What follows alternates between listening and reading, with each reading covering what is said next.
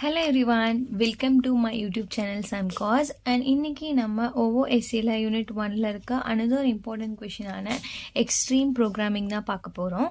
So இதுக்கு முன்னாடி already agile methodologies போட்டாச்சு, அதை நீங்கள் பார்க்கலன்னா அது பார்த்துட்டு வாங்க. ஸோ அதோட எக்ஸாம்பிள் தான் வந்து இந்த extreme programming.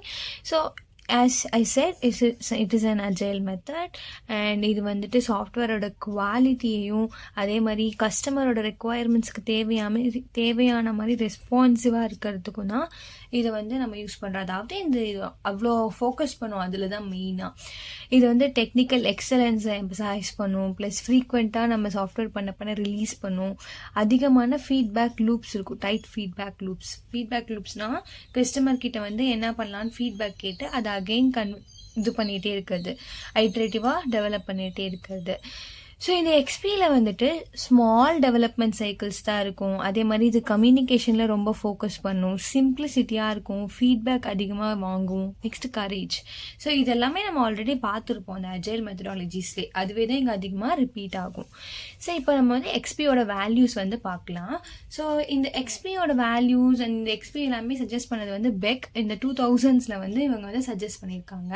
ஸோ இவங்க வந்து ஒரு 5 ரூல்ஸ் டிஃபைன் பண்ணியிருக்காங்க. அதாவது இதெல்லாம் பண்ணலாம் அப்படின்னு சொல்லிட்டு டிஃபைன் பண்ணியிருக்காங்க. அதாவது எக்ஸ்பியில் வந்து என்னெல்லாம் இருக்கும் அப்படின்னு சொல்லி டிஃபைன் பண்ணியிருக்காங்க. ஃபர்ஸ்ட் வந்து கம்யூனிகேஷன். ஸோ இப்போ ஒரு ப்ராஜெக்ட் டெவலப் பண்ணுறோம் அப்படின்னா அதில் எஃபெக்டிவாக நம்ம எப்படி கம்யூனிகேட் பண்ணுறோன்றதை பொறுத்து தான் அந்த சாஃப்ட்வேரை வந்து எந்த அளவுக்கு நல்லா இருக்கும் அப்படின்றது வந்து சொல்ல முடியும். ஸோ அது எஃபெக்டிவ் கம்யூனிகேஷன் வந்து எஸ்டாப்ளிஷ் பண்ணணும். யாருக்கும் நடுவில்? சாஃப்ட்வேர் டெவலப்பர்ஸ்க்கும் ஸ்டேக் ஹோல்டர்ஸ்க்கும் நடுவில். அப்போ தான் ஏதாச்சும் இம்பார்ட்டன்ட் கான்செப்ட்ஸை வந்து கன்வே பண்ணிக்க முடியும், ஏதாச்சும் ஃபீட்பேக் வாங்கிட்டு அதுக்கேற்ற மாதிரி நம்ம பண்ண முடியும். So communication plays a vital role in XP. Okay, next வந்து சிம்பிளிசிட்டி. ஸோ இப்போ ஃப்யூச்சரில் என்னெல்லாம் நீட் இருக்குது, ஃப்யூச்சரில் எப்படிலாம் இருந்தால் நல்லாயிருக்கும் அப்படியெல்லாம் திங்க் பண்ணி ரொம்ப எஃபெக்டிவாக டிசைன் பண்ணுறதுக்கு பதிலாக இப்போ என்ன தேவை, கரண்ட் நீட்ஸ் என்ன அப்படின்றதுல ஃபோக்கஸ் பண்ணி நம்ம டிசைன் பண்ணுவோம். ஸோ இது மாதிரி பண்ணுறப்ப நம்மளோட டிசைன் வந்து ரொம்ப சிம்பிளாக இருக்கும் அப்படின்னு சொல்லிட்டு இந்த எக்ஸ்பி மெத்தட் வந்து நம்புகிறாங்க. ஸோ அவங்க இந்த சிம்பிளிசிட்டியை தான் இந்த மாதிரி மெத்தட்ஸ் தான் ஃபாலோ பண்ணுறாங்க.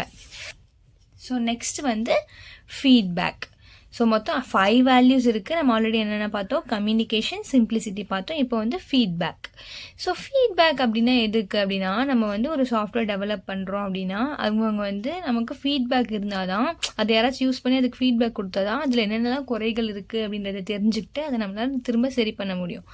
ஸோ இந்த ஃபீட்பேக், அந்த ஒரு சாஃப்ட்வேர் ப்ராடக்டான ஃபீட்பேக் வந்து யார்கிட்டேருந்துலாம் வாங்கலாம்னா, அந்த சாஃப்ட்வேரை டெவலப் பண்ணவங்க கிட்டேருந்து வாங்கலாம், கஸ்டமர் கிட்டேருந்து வாங்கலாம், இல்லைனா அதர் டீம் மெம்பர்ஸ் இருப்பாங்கல்ல அவங்க கிட்டேருந்து நம்ம ஃபீட்பேக் வாங்கி நம்ம அதை சரி பண்ணிக்கலாம். Next courage. ஸோ இந்த எக்ஸ்பீரியன்ற ப்ராக்டிசஸில் வந்துட்டு கரேஜ் அப்படின்றது வந்து ரொம்ப ரொம்ப இம்பார்ட்டண்ட். பிகாஸ் டீம் வந்து ரொம்ப டிசிப்ளின்டாக இருக்கணும். அண்ட் ஆல்சோ இப்போ ஏதாச்சும் கஸ்டமர் வந்து சேஞ்சஸ் சொல்கிறாங்க அப்படின்னா அதை நம்ம ஆஸ் பர் த டிமாண்ட் அதை அக்செப்ட் பண்ணிவிட்டு அதுக்கேற்ற மாதிரி நம்ம அடாப்ட் ஆகணும். அதுக்கு எல்லாமே ஒரு கரேஜ் வேணும் அப்படின்னு சொல்கிறாங்க. Next respect. இந்த எக்ஸ்பி வேல்யூஸ் எல்லாமே நம்ம ஃபாலோ பண்ணோன்னா நம்ம அஜைல் டீம் கண்டிப்பாக ஸ்டேக் ஹோல்டர்ஸ் மத்தியில் ஒரு ரெஸ்பெக்டை வந்து வின் பண்ணுவோம் அப்படின்றத சொல்கிறாங்க. இதுதான் வந்து இந்த 5 important values of XP. Next எக்ஸ்பியோட ப்ராசஸ்.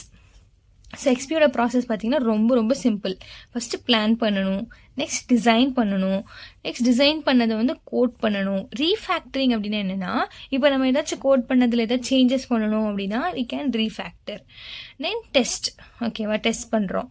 டெஸ்ட் பண்ணதுக்கப்புறம் either we can release or we can increment the approach. We can again follow other steps. Okay, test பண்ணுறோம். ஓகே, அகெயின் நம்ம ஏதாச்சும் இம்ப்ளிமெண்ட் பண்ணுவோம், இன்க்ரிமெண்ட் பண்ணோம்னா again we plan, design, code and test and then ஃபைனலாக முடிஞ்சிச்சுன்னா we can release.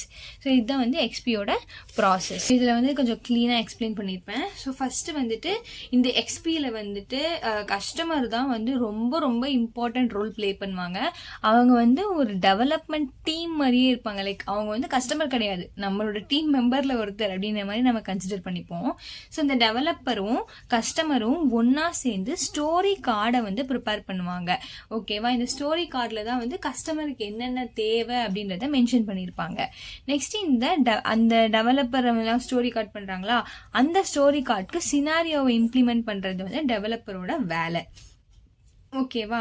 So இந்த story card develop பண்ணி இந்த சினாரியோஸ்லாம் பார்த்ததுக்கப்புறம் அந்த ஸ்டோரி கார்டை குட்டி குட்டியாக பிரேக் பண்ணுவோம். அதாவது டோட்டல் ஒர்க்கை வந்து ஸ்மால் ஸ்மால் டாஸ்க்காக நம்ம குட்டி குட்டியாக டிவைட் பண்ணி அதை எல்லாரும் எடுத்து நம்ம ஒர்க் பண்ண ஆரம்பிப்போம். ஓகேவா? பிஃபோர் தட் நம்ம வந்து அந்த எஃபர்ட்டு காஸ்ட், அதாவது நம்மக்கிட்ட என்னென்ன ரிசோர்ஸ் இருக்குது, என்னென்ன ரிசோர்ஸ் தேவை அப்படின்றத பொறுத்து அதுக்கு எவ்வளோ காஸ்ட் ஆகுன்றத வந்து நம்ம எஸ்டிமேட் பண்ணுவோம். ஓகேவா? அண்ட் தென் ஆல்சோ காஸ்ட் மட்டும் இல்லாமல் இந்த டாஸ்க்கை நம்ம பிரேக் பண்ணுறோம்ல, அதுவும் வந்து நம்மக்கிட்ட இருக்க ரிசோர்ஸஸை பொறுத்து தான் டிவைட் பண்ணுவோம். ஓகே, ஸோ எவ்வளோ பேர் இருக்காங்க, எவ்வளோ சிஸ்டம்ஸ் இருக்குன்றதை பொறுத்து நம்ம டிவைட் பண்ணுவோம். நெக்ஸ்ட்டு வந்துட்டு சம்டைம்ஸ் நம்ம வந்து இந்த சேஞ்சஸ் கஸ்டமருக்கு வந்து பிடிக்காம போகலாம். ஸோ ஒரு சில ஸ்டோரிஸ் எல்லாமே வந்து நம்ம இம்ப்ளிமெண்ட் பண்ணாமல் இருப்போம், அதெல்லாம் ரிமூவ் பண்ண சொல்லலாம், டிஸ்கார்ட் பண்ண சொல்லலாம். டிஸ்கார்ட் பண்ணி புது சேஞ்சஸ்க்கு நம்ம அடாப்ட் ஆகணும். அதே மாதிரி நியூ கார்ட்ஸ் ஆட் பண்ண சொல்லலாம். ஏதோ நியூ சேஞ்சஸ் சொன்னாங்கன்னா நியூ கார்ட்ஸ் நம்ம டெவலப் பண்ணி அதோட ஆட் பண்ணணும் அப்படின்னு சொல்கிறாங்க. ஸோ இந்த மாதிரி நம்ம லாஸ்ட்டாக எல்லாமே பண்ணதுக்கப்புறம் நம்ம சிஸ்டமை கஸ்டமர் கூட சேர்ந்து எவாலுவேட் பண்ணணும்னு சொல்கிறாங்க. நெக்ஸ்ட்டு வந்து roles and practices. So like இது ஃபேஸஸ் அப்படின்னு நம்ம சொல்லலாம். இந்த பிளானிங் ஃபேஸஸில் என்னென்ன பண்ணுவோம், நம்ம ஆல்ரெடி இந்த ஸ்டோரி கார்டு பற்றி சொல்லிட்டோம். யூசர் ஸ்டோரி கார்டு டெவலப் பண்ணுவாங்க, அப்புறம் அந்த பிளானை ரிலீஸ் பண்ணுவாங்க. இந்த பிளானிங் ஸ்டேஜில் இதெல்லாம் தான் நடக்கும். நெக்ஸ்ட்டு வந்து அந்த பிளானிங்கை வந்து ஸ்மால் ஸ்மால் டாஸ்க்காக பிரித்து அதை ரிலீஸ் பண்ணுவாங்க. ஐட்ரேட்டிவ் ப்ராசஸாக இது பண்ணுவாங்க. அடிக்கடி மீட்டிங்ஸ் போட்டுக்குவாங்க. ஸோ சின்ஸ் நம்ம வந்துட்டு திடீர்னு சேஞ்சஸ் வரலாம், என்ன வேணால் நடக்கலாம். ஸோ எந்த அப்டேட்னாலும் நம்ம மீட்டிங்ஸ் போட்டு தான் வந்து டிஸ்கஸ் பண்ண முடியும். ஸோ அடிக்கடி மீட்டிங் நடக்கும். இதுதான் பிளானிங் ஃபேஸில் வந்து இருக்கும். நெக்ஸ்ட்டு வந்து designing phase. So designing phase அப்படின்றதுல வந்து நமக்கு வந்து சிம்பிளான டிசைன் இருக்கணும், as I already said. Next spike சொல்யூஷன்னா like immediate solution I think. Next வந்து ரீஃபேக்டரிங். ஏதாச்சும் ஒரு மிஸ்டேக் நடந்ததுன்னா அதை நம்ம வந்து லைக் இப்போது ஒரு டிசைன் பண்ணியிருக்கோம், இது கரெக்டாக இல்லைன்னா அதை ரிமூவ் பண்ணிக்கலாம். இல்லைனா அது இன்னும் கொஞ்சம் சரி பண்ணி அகெயின் நம்ம பண்ணிகிட்டே இருக்கிறது தான் வந்து refactoring. Next coding. So coding வந்துட்டு first customer availability, paired programming, next collective code ownership. So collective code ownership அப்படின்னா என்னென்னா, இப்போது எப்படி சொல்கிறது, இந்த கோட் வந்து இவங்களுக்கு சொந்தமானது, நான் பார்க்க மாட்டேன், அது அவங்களோட டிபார்ட்மெண்ட், அந்த மாதிரி விடாமல் எல்லாருமே ஒரு பர்டிகுலர் ஸ்டஃப்க்கு கோட் பண்ணுவாங்க. எல்லாருமே ஓனர் மாதிரி தான் அந்த கோட்க்கு. அந்த மாதிரி வந்து இந்த எக்ஸ்பி ப்ராசஸில் வந்து கோடிங் ப்ராசஸ் நடக்கும். அதே மாதிரி பேடு ப்ரோக்ராமிங்னா ஒரு சிஸ்டமில் 2 பேர் கோட் பண்ணுவாங்க. ஸோ அந்த மாதிரி பண்ணுறப்போ நம்ம வந்து எந்த மிஸ்டேக்ஸும் அவ்வளோ சீக்கிரம் பண்ண மாட்டோம். ஒருத்தர் மிஸ்டேக் பண்ணாலும் இன்னொருத்தர் வில் பி தேர். ஸோ அது வந்து இந்த எக்ஸ்பி ப்ரோக்ராமிங்கில் ஃபாலோ பண்ணுறாங்க. நெக்ஸ்ட்டு வந்து டெஸ்டிங்னு எடுத்துக்கிட்டோன்னா unit testing, continuous integration, no over time. So இது வந்து நான் ரொம்ப சிம்பிளாக எக்ஸ்பிளைன் பண்ணியிருக்கேன். இது நீங்கள் ஃபேஸஸ்ன்ற கொஷின் கேட்டாங்கன்னா இது நீங்கள் இன்னும் எலாபரேட் பண்ணி எழுதணும். So you can refer the book PDF which I given in the description box.